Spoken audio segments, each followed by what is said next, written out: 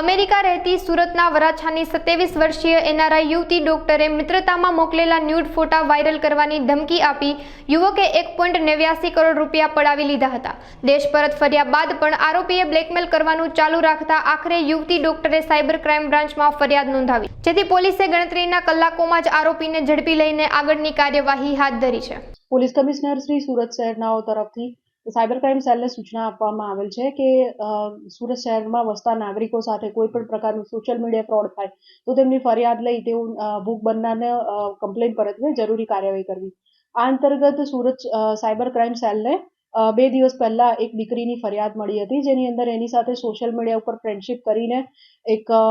કોઈ અનનોન વ્યક્તિએ એના ફોટા મેળવીને દીકરીને બ્લેકમેલિંગ કરીને લગભગ આશરે 1.89 કરોડથી વધુની રકમ બ્લેકમેલિંગ દ્વારા પડાવેલ હતી અને દીકરીને ધમકી આપેલ હતી કે જો તું મારી વાત નહીં માને, મને પૈસા નહીં આપે તો તારા સગા મિત્ર મંડળ જે બધા છે એ બધાને તારા ફોટો વગેરે હું મોકલી આપીશ. આ સંદર્ભમાં યુવતીએ અત્રે પોલીસ સ્ટેશને આવતા તેનું કાઉન્સેલિંગ કરીને દીકરીની ફરિયાદ નોંધવામાં આવી અને એ અનુસંધાને જરૂરી કાર્યવાહી કરતા ફરિયાદ નોંધ્યા બાદ જે વિગતો મળી એના આધારે સાયબર ક્રાઇમ સેલની ટીમ દ્વારા ગણતરીના કલાકોમાં લગભગ 12 કલાકથી ઓછા સમયની અંદર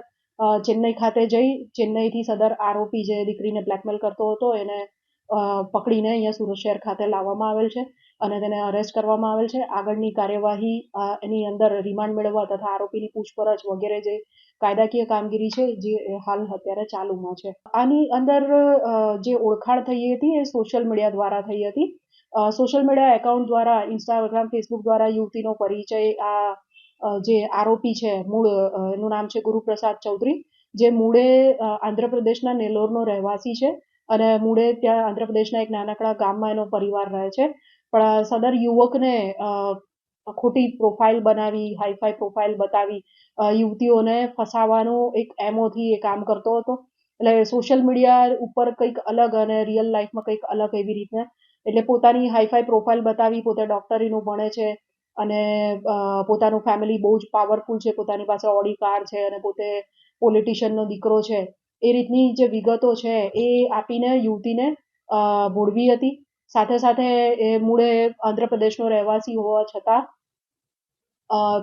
હૈદરાબાદના જુબિલી હિલ્સ વિસ્તાર જે છે ત્યાંથી રેન્ટ ઘર ભાડે રાખીને એવા સરનામે પાસપોર્ટ વગેરે પણ કઢાવીને એક છાપ ઊભી કરી હતી કે હું બહુ જ સારા અને લક્ઝરિયસ અને રીચ ફેમિલીમાંથી ને બેકગ્રાઉન્ડમાંથી આવું છું. એવી રીતે સોશિયલ મીડિયા ઉપર ખોટી પ્રોફાઇલ અને ખોટું